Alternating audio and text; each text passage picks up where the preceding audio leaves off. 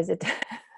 Hi, Amanda Rose here, founder of Small Business Women Australia, and this is actually week 2 of our 30-week Skill Up program, which is essentially an hour dedicated to learning something that you might not know, opening your eyes, your mind, your business opportunities to be able to survive the current environment, but also build the resilience and the expertise and everything that you need to move forward in the future, essentially. And today, talking about building resilience, which is essentially what today's about, we have Karen Howard, CEO of Mediation First. I'm not going to go into a big bio because I actually would like Karen to detail, it forces women to self-promote, which I know y'all don't like doing that. So I deliberately do this so they don't know it. No. Because it is something we really need to be comfortable doing. We really need to get into that state of being able to promote ourselves. So I'm going to hand it over to Karen to run a session on her area of expertise. Please ask questions in the chat box, and at the end, we'll ask some questions and then wind up. So over to you, Karen. All yours.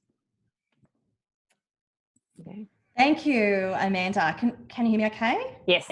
Good start. Perfect. Look, I want to start by sincerely acknowledging your spirit of generosity in setting up the Skill Up sessions within Small Business Women Australia. We're all going through a lot at the moment, and to put others first, as you have done, and I know behind the scenes the amount of effort that you're putting into this program, over 30 weeks, 28 weeks to go. It's a long gestation. Is really amazing. And so from us to you, thank you. It's a great learning and laughing platform, and let's face it, we can all do with a little bit of that at the moment. Yes. I also would like to acknowledge the women on the webinar tonight. I know that you probably all have a myriad of other things that you could or should or might be doing, and you've chosen to be here with us. I hope that there is something here of worth for you tonight. I equally hope you're all in your PJs with a glass of something cold beside you.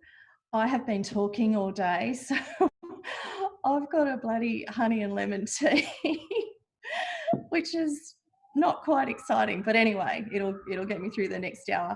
Look, by way of very brief introduction, yes, I am Karen Howard from Mediation First. I've been establishing and running businesses for over 20 years, establishing, running and selling. And for over 19 years, I've been serving on boards as a non-executive director and chairperson. And those boards have been in the government, not-for-profit and charity space. In addition to all of that, I have run 3 times as a political candidate, twice in state elections and once in federal election. And all 3 times I came second. So in terms of resilience, I think I come to you tonight with some learnings, hopefully. So I'm just going to flick over to my presentation for a tick. This is not death by PowerPoint. Oh, look at that, magic. I've only got a few slides. Mainly I'm going to use them to put some context around the topic of building resilience. What can you control when everything feels out of control? So let's get cracking. From the get-go, I'm going to be honest with you, I am not a psychologist, but as you have just heard, I have a lifetime of experiences in building resilience and an immensely pragmatic and practical way of dealing with life and everything it throws at us. I'm really honoured for the opportunity to present to you tonight some of my toolbox, and I hope that it's useful for you. First things first, I'm not going to dwell on the negativity around the situation we find ourselves in. You know it, I know it, we're all in it together. You don't need me adding to it now. But equally, I'm not going to dismiss it and go all Pollyanna on you either. It is a shitty situation. We all know that. We're all doing our best and we're dealing with it in very different ways. We just need to remember to look after ourselves first and foremost. What we're going to focus on are practical and pragmatic additions for you to think about adding to your business and your personal resilience toolkit. Now, during a crisis, a lot of things are outside our control. We need to focus solely on what we can control. The object during a crisis isn't just to survive. The object is to come out stronger. So let's get cracking. Oops, looks like my slide. There we go. First slide, we're going to start with resilience, obviously. I always like to go with the formal definition of something and then apply my own meaning. I've found it's the best way for me to personalise something and really get what it means. And you know what, I figure it's 7 o'clock on a Wednesday night. Maybe we can start with a bit of humour as well. So the formal definition of resilience is the ability of a substance or an object to spring back into shape, thus having elasticity. My definition is resilience is like the elastic that holds your knickers up. You can never have enough. I'm hoping that there's some laughing in the background. The one thing that is certain right now is that we're going to come out of this experience with a rolled gold lifetime supply of resilience. So now to the serious stuff. What can you control when everything feels out of control? We can control what we do every minute of the day. We can control how much news we watch. We can control our social media time. We can control who we do and who we do not contact. We can control what time we get out of our pajamas every day, and the list goes on. The biggest thing that I have noticed is that expectations of us have hit the lowest common denominator over the last month or so. And that's a good and a not quite a good thing. Let me give you an example. For me, it meant that the first couple of weeks of self-isolating, I had zero routine. Slothed around in my pajamas. I was homeschooling my 14-year-old son. I'm fairly redundant in that role. He pretty much had it covered. I was spending way too much time on my devices and on social media. We were trying to deal with the fact that our tourism business overnight came to a screaming halt. And I'll put my hand up here. I had way too many days when I looked forward to wine o'clock. You'll have your list too, I'm sure, and I know that you'll understand what I'm talking about. Then I realised it takes 2 weeks to make a habit, and it also takes 2 weeks to break one. So 2 weeks ago, I got my act together mostly and put in place a routine. Now, why did I do that? I did it because I needed to control what I could, and it started with me. So what can you control when everything feels out of control? I've got 3 sections to share with you tonight: business, health, and home. And let's start with business because that's the reason we're all here, right? Okay. This is all about trying to provide options for us to feel as though we're achieving something every day. Even one action achieved can give us the greatest sense of accomplishment if we're in a bit of a funk. And any accomplishment right now is a good one, right? So this is like a bit of a pick list for you. Select the bits that work, leave out the bits that don't, put together your own. But what I would say is that routine is king right now, insofar as you can manage it yourself. There is absolutely no right or wrong, whatever works. Some tasks require more energy than others. That's why they've been split into 2. And first up, we're going to attack the high energy tasks. Let's get them out of the way early. Client contact. This is fraught with problem at the moment. So I'm going to put a positive spin on it, but there are equally a number of negatives depending on the tone of your contact with your clients. My advice is ring them. Don't email them, and I'll explain why in a minute. Don't sell to them. Ring them up and ask them how they're going. You will be surprised at how comforted they are by just having someone listen to them and not join the literally dozens of emails that we're all getting every day from companies telling us how that company is dealing with COVID-19.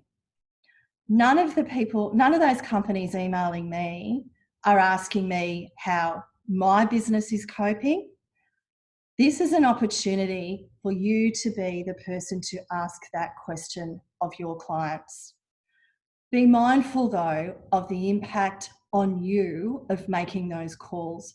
By all means, have an abundance mentality, be generous with your time, be a world-class listener, insofar as it doesn't negatively impact on you. Self-development. Well, we're doing that now, aren't we? Do every webinar that you can muster up the energy for. It's an opportunity to unofficially network with others in your field, and it can end up with some interesting results. And I'll give you an example. This one really surprised me. I'm an accredited and qualified mediator under the national standards. I've just joined a mediation network called Resolution Institute. They're our member-based organisation. They've been running lots and lots of webinars, and I'm doing as many as I can get my hands on. Quite by accident, I now have a virtual network that consists of mediators right across Australia and in New Zealand. I would never have connected with any of these people via the normal networking methods that we would traditionally use. So after each webinar, I've been connecting with as many people from the webinars as I can find on LinkedIn. I always send the presenters a message thanking them for their time, and voila, virtual network. Haven't had to dress up for any of those networking opportunities, do hair and makeup, none of that, yay. Not an awkward networking event in sight, but most importantly, via the LinkedIn process, they've had the opportunity to accept my invite or not. Win-win. If they don't want to, that's okay. If they do, that's great. And I've applied the same process in reverse. Now we're going to move to schedule. This is a really important one, I think, to keep us all sane at the moment. Create a realistic timetable for yourself for the next month and plan your business activities, whether they're social media related, administrative related, self-development related, training, whatever. But start with a timetable that allows you plenty of time for self-care, and you won't get overwhelmed by the myriad of tasks and expectations that will flow your way once business starts to ramp up again, and that will happen. You'll be organised and you'll be ready to go. And now for the administrative type tasks. I know that some of these are going to seem ridiculously mundane, but they all have a purpose. And remember, this is about controlling what you can and being productive at the same time. So starting with the easy ones, finance and insurance, some tips. Do an audit of your online business bank accounts. First up, make sure you actually need them all. Then go through each account, go through the payee lists in your internet banking, get rid of all the old payees that you don't deal with anymore or you don't need. I found it quite cathartic, but that might just be me. Next up, I'm completely in love with spreadsheets. It's been commented upon as being a little bit unhealthy at times, but they get us organised, and we all, you know, we all can be our best selves if we've some semblance of organisation around us. And again, this is in the finance space. So go through your business bank accounts and create a direct debit register listing every single DD. So every single direct debit listed on the statement. Set up your spreadsheet, your supplier name, what the DD is for, the date the DD occurs, and note any auto renewal periods. So you've got a chance to cancel those DDs if you don't need them anymore, and you're not rushing at the last minute, finding that the money's come out of your account and going, oh, I really would have liked to have cancelled that. Especially at the moment, that's really important. Next, set up an insurance register. Similar process to the DDs. You create a spreadsheet, list down your insurer's name, the type of insurance, the amount insured, the date that it's paid, and whether it's a monthly or an annual renewal. Now, note here that the renewal date is important, again, so that you can be ready beforehand to review the policy and see if you need to go to the market and check if you're getting the best deal.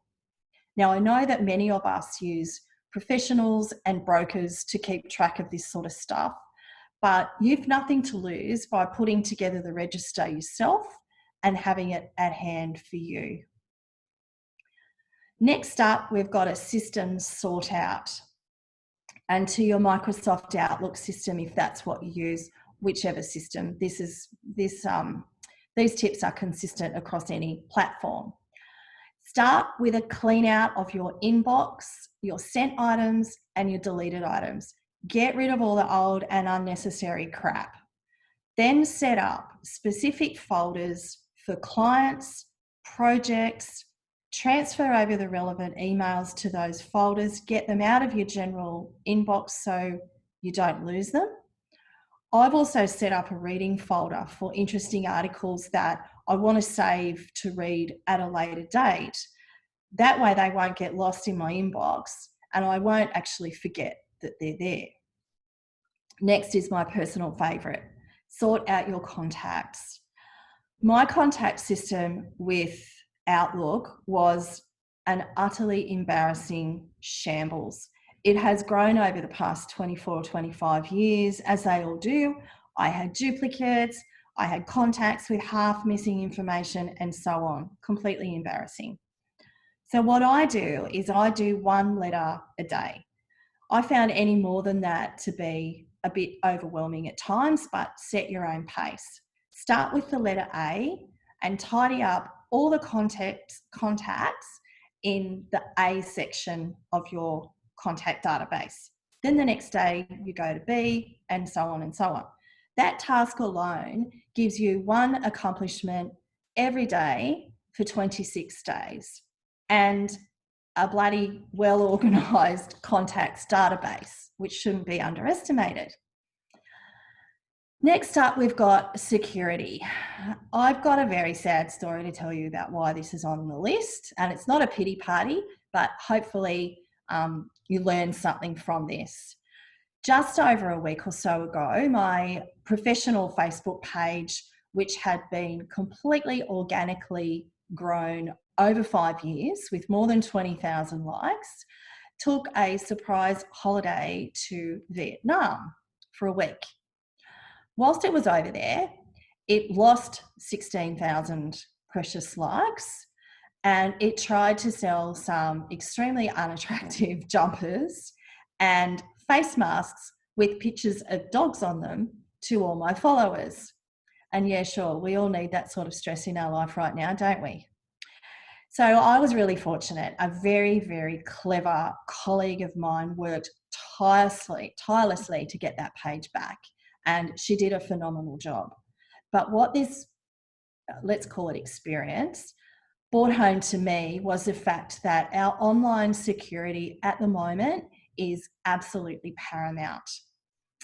I was reading today that social media traffic is up 60% than ever before. And believe me, not all of that traffic is well-meaning. So Change all your passwords from your social media to your internet banking to your subscriptions. Diarise to do this every month.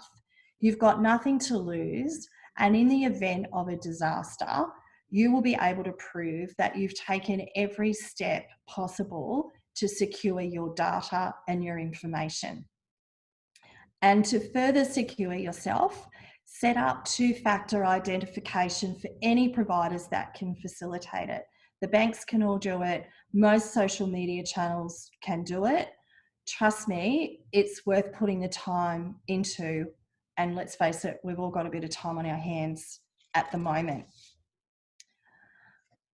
Okay, let's now look at health. And I'm just going to take a sip of my honey and lemon because I've been talking all day. Rightio. This is super important. Self-care right now is our number one priority, and your mental health must be preserved at all costs. Remember the safety demonstration on the plane before we take off? All the gorgeous hosties run us through it. What do they say about the oxygen mask?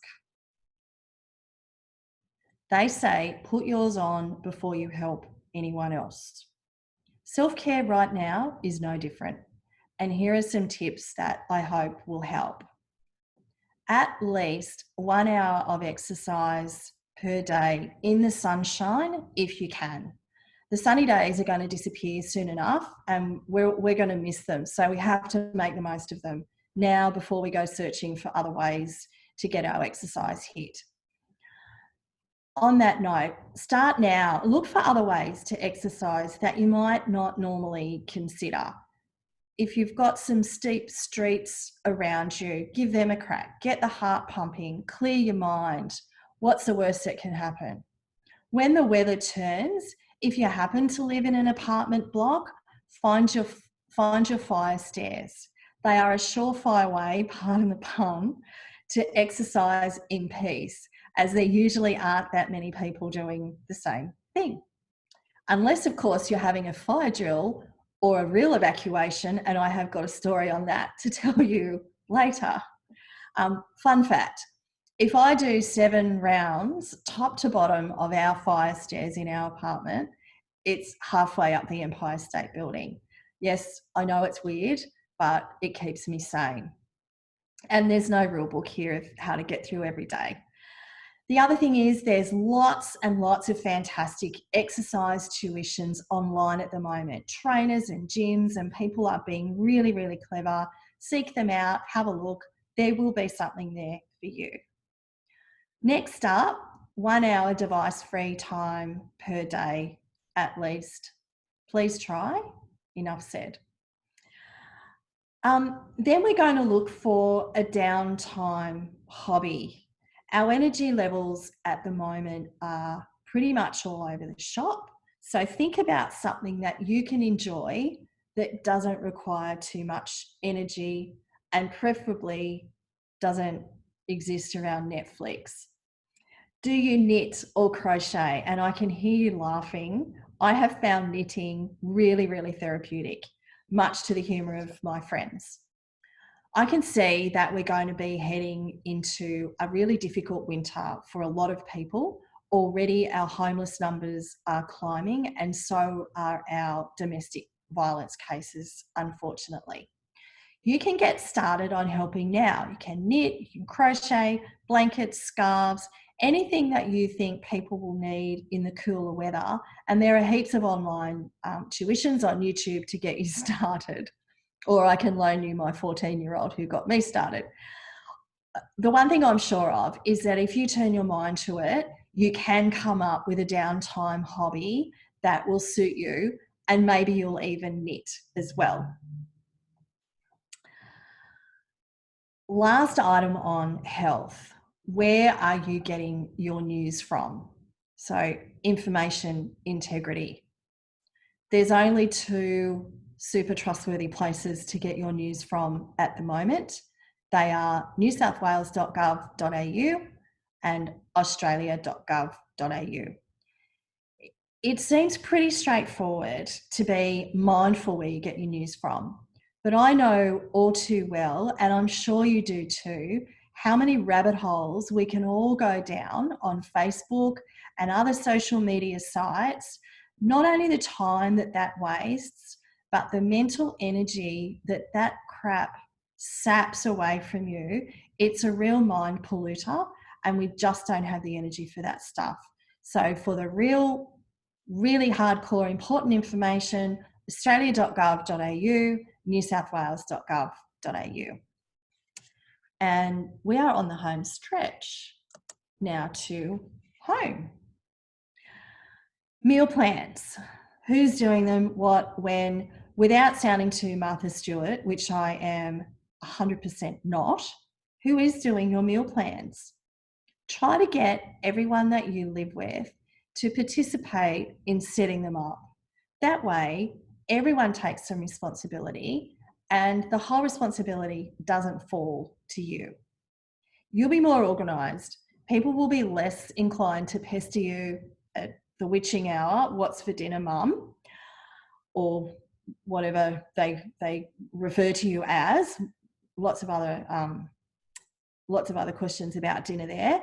It just adds more pressure on you if you don't have a meal plan. And if you live alone, meal plans are even more important for you, as they will help you maintain good nutrition. Another thing you can do is work out which cafes and restaurants around you are doing takeaway or home delivery.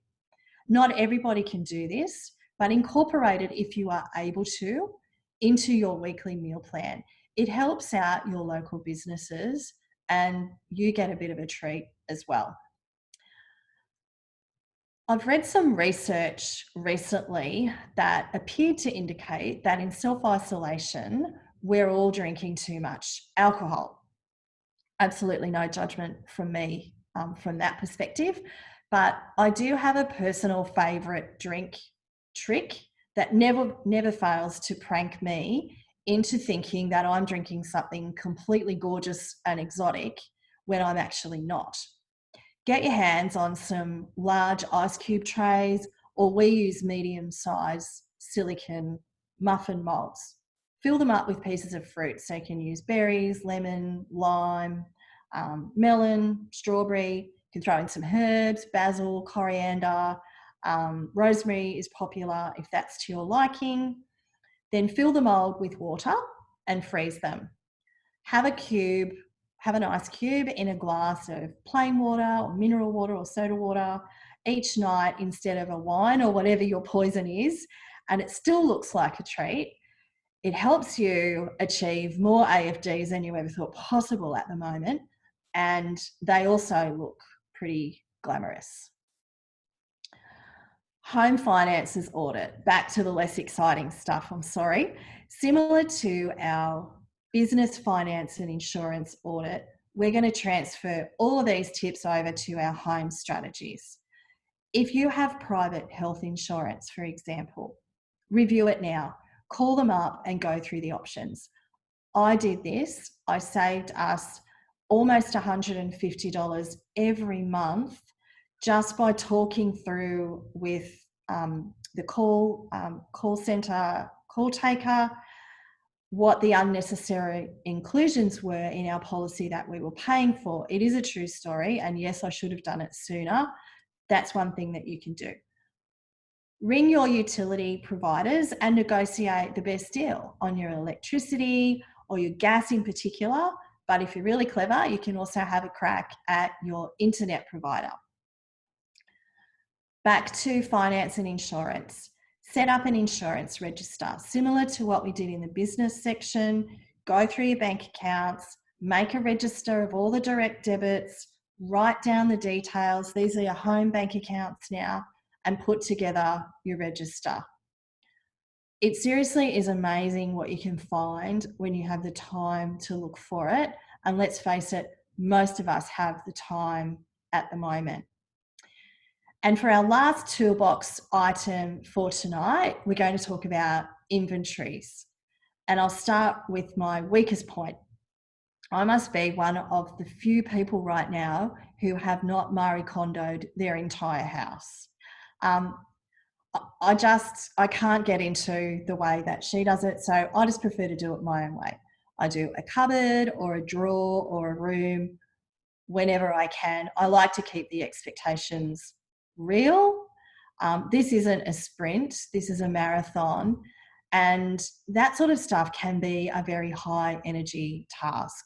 If you feel like doing it, it's probably a good idea. Again, coming into winter, we all probably have a lot of clothing items, coats, shoes, etc., that we don't need or want or don't fit us anymore, and guarantee that there will be other people that will need them. Now to the kitchen, and this does sound a little daggy, but it's again worth doing. Do an audit of your pantry. What do you need? What don't you need? And what is so horribly out of date, it literally flies into the garbage before you even pick it up. Attack that stuff now. And if you have youngsters in the house, get them to give you a hand. It'll keep them busy for a while.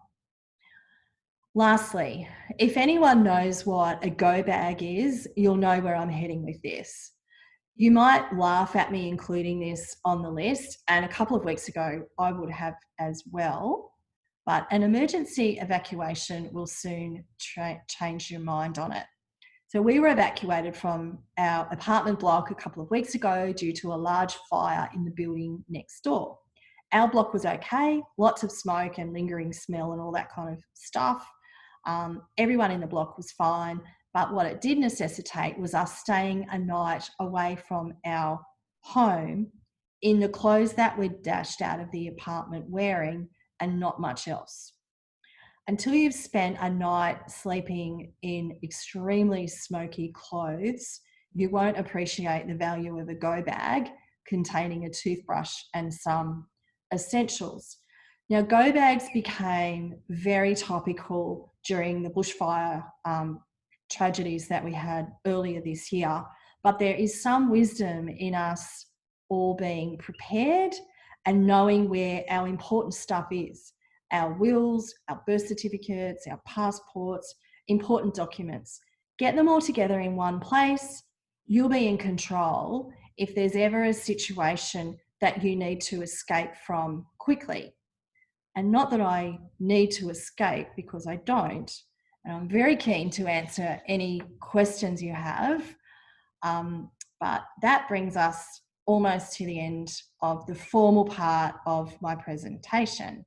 What I did just want to close out that loop on, as in all crises, first comes impact, then rescue, then recovery, and then we move into revitalisation.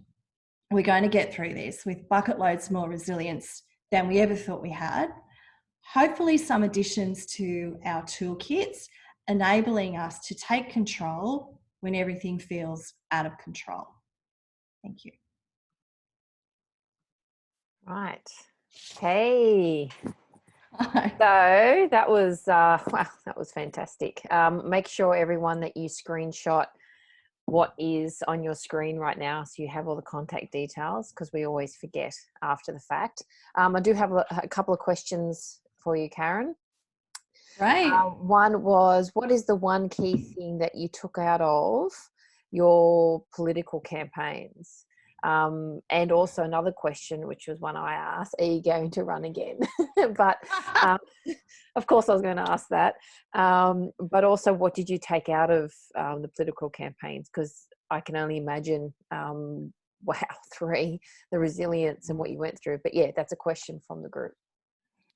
Look, I'll answer the second question first. I loved Mike Baird's answer to this today, and it's all his fault actually that I got involved in politics. So, ditto what Mike said. So, never say never, never, never. But at this point in time, I can't see a circumstance where I would. I know, right? That's Yep. actually the one I use. Never say never. Exactly. Well, you shouldn't. You know, there are lots of very high-profile examples of people that on steps of certain buildings have said never, never, never, never, and a year later, there they are. So, what do I take out of it? There's quite a few learnings and lots of lessons of how different it is running as a candidate when you are a female as opposed to a male. And it's not a sexist thing by any stretch of the imagination, but we take longer to get ready to get out of the house every day. Mm. So for women to get to the train station at 7 a.m., Yep. they don't roll out of bed at 6:30 and rock in. So there's a whole there's a whole story around all of that. The thing that I took out of it the most, and I live in an area where I was definitely the minority in my views and beliefs, but you learn who your friends are. Ah. You Yeah. learn. Same in business, trust me. Yeah. You learn who your friends are. People that will put on a t-shirt with your name on the front of it, or will letterbox for you, or will put a sign in their front yard, or will help you raise money, or whatever it is, um, they are the ones that you go through a wall for, because they're there to the death, you Yep. know? Yep. Yeah. No, yeah, I've been one of those people wearing those t-shirts, so I know what you mean. Um, Another one is, how do you manage your social media during this particular time, ensuring that you don't overdo it? Yeah. Actually, I've got two answers to that. And if I can digress for a second back to the political experience, my advice to any candidate is never, ever, ever, it's the only time we use the word never, manage your own social media. Mm. We outsourced that to an amazing person who worked with my campaign manager to deal with the good, the bad, and the ugly. Because the social media space, as we all know, and you know this very well, Amanda, Yeah. can really be a cesspit. And when you're in a political environment, there's a connotation that people can say anything to you and anything about you, and there are no repercussions. So Mm. keep yourself away from all of that. Managing social media in the current climate, I have very much altered my tone. And in fact, I put a clip Mm.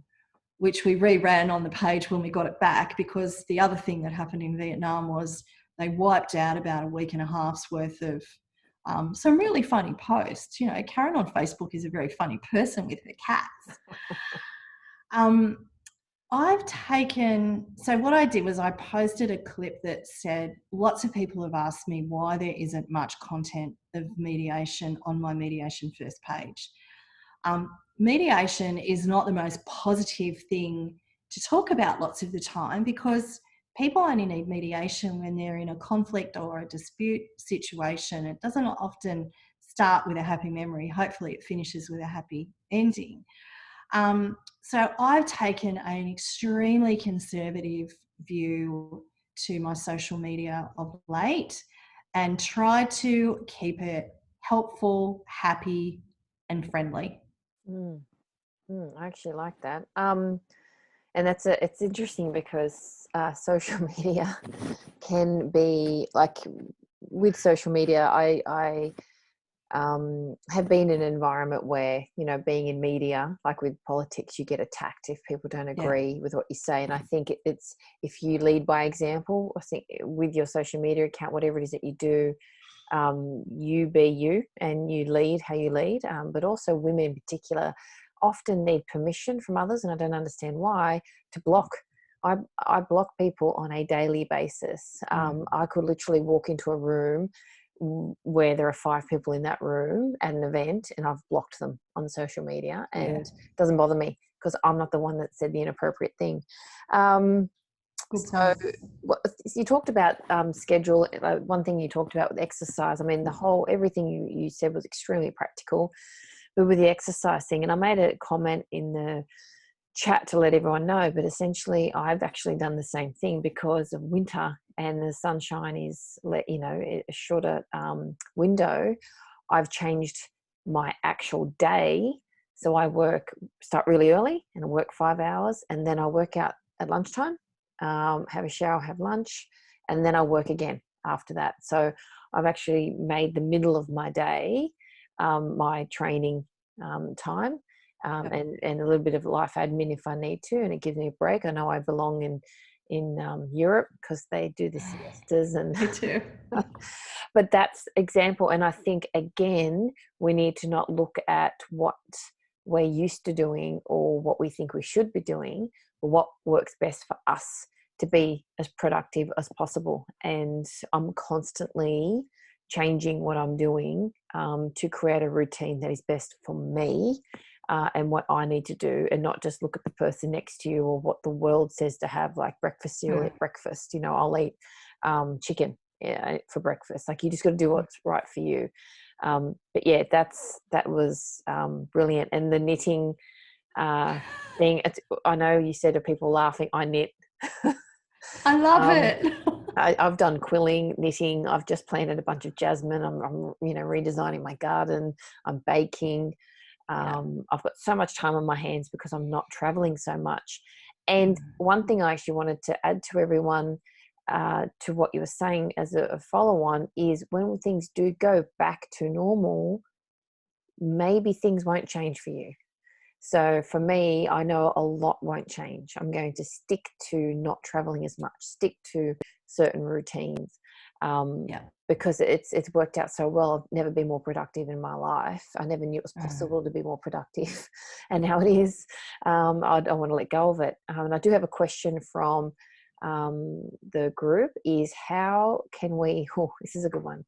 How can we declutter our business? Do you mean declutter your offering, I would or say everything. And I personally, I know who's asked this question, and would be essentially, what parts of the business can we get rid of that we don't really need, that we spend maybe too much time on, that it's, all consuming, kind of yeah, like life. There's so many parts that are all consuming, and we're like, why are you putting so much time in this? So can, as a small yeah. business owner, what can we look at to say, no, we can get rid of that? If you don't like doing it, don't do it. Yeah. Don't do it. Years ago, I ran the largest privately owned serviced offices in my region, and we had three very strong core activities. And often we were asked to do things like, funnily enough, set up databases, set up spreadsheets, and so on and so forth. They were not our core business. Even in the times where it was really tough, revenue wasn't flowing in, and I need to find things for people to do, we didn't take on those tasks. Two reasons: it wasn't core business for us, and there was someone else out there that it was core business for. And I'm taking business away from them. This is a really, like I said at the start, I am very much a glass half full person, but I will not dismiss the circumstances we find ourselves in at the moment. I'm not a Pollyanna, and it's shit, like in lots and lots of ways, it's pretty shit. Sorry. No, that's fine. I'll say what. But the point that I want to make is, this is a great time to reassess everything. And if it's not something that brings you joy or that you are passionate in doing, this is a great time to not do it anymore.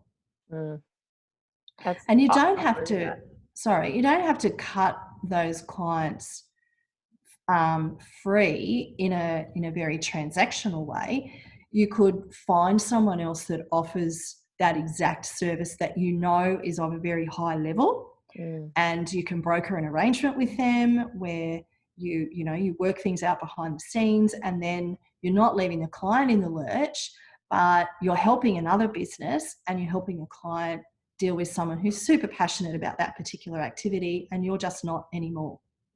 Yep. No, I agree with that 100%. So how about when you're dealing with clients that are, obviously some people are taking this particular time, it's stressful for them for many different reasons, family, Yeah. personal, business, a whole lot.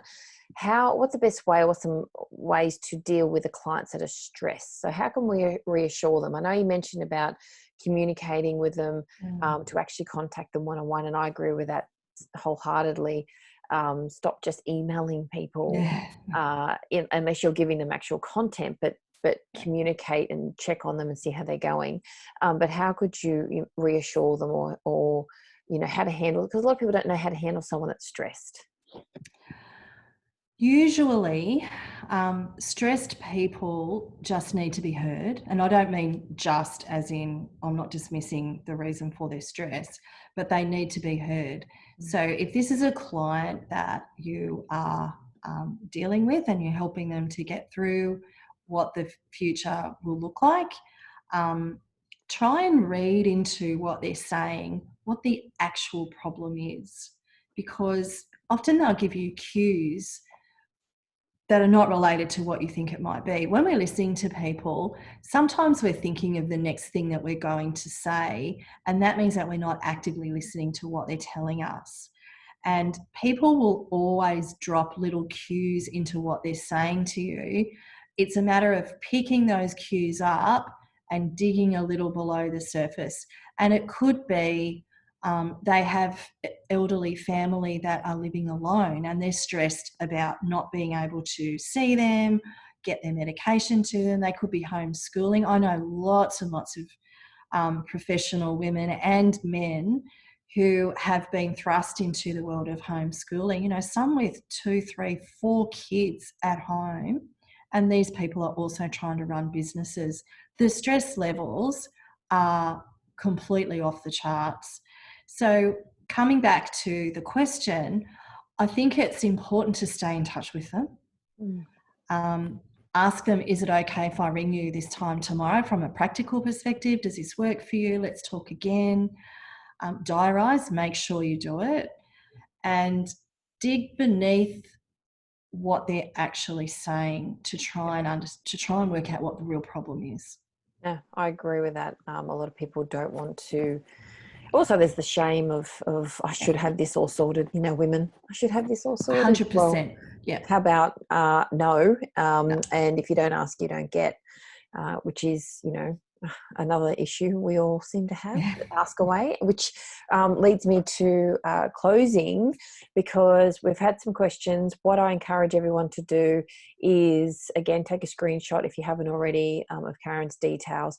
Connect with Karen online on all of that, but also if you've got any questions after the fact, please jump on to our Facebook group, and I will do a call out now that if you know a woman who's running a small business, whether it's a startup, whether it's got 100 staff, whatever the size, and she lives in Australia, please invite her to this group. We are constantly communicating. We are doing, how can I say, we're reaching out to government, non-government, other places to either find free programs, grants that are available, advice. We have another, you know, constant sessions that we're running.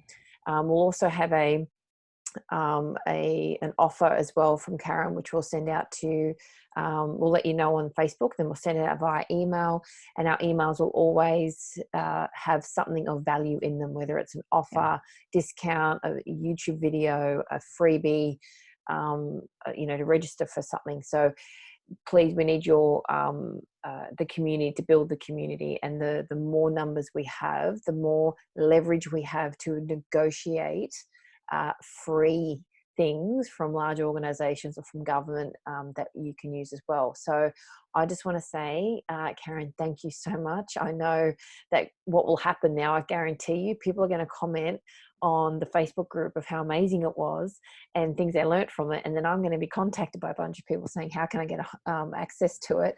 So we will be emailing. This will go onto our YouTube channel, and I will let everyone know the link to subscribe to the email. We'll send it out to everyone via email so they can watch it. But I just want to say thank you so much for taking the time and sharing your expertise. It's a lot of work, something like this, and I've learned a lot, which has been fantastic, and also confirms some things I'm already doing, and I'm like, yes, I'm right onto it. And I just want to thank you, and I want to thank everyone for joining me and joining Karen today or tonight. I know you're probably busy with your kids screaming, or, you know, husband's being annoying, or, you know, you're on half a bottle of wine, whatever it is. Thank you for taking the time, and I will see all of you hopefully this time next week. So jump into the Facebook group, tell us what you think, share something funny tonight, please, if you can, and hopefully I'll see you this time next week. So bye everyone, and see you, Karen. Thank you. That was great. Thank you.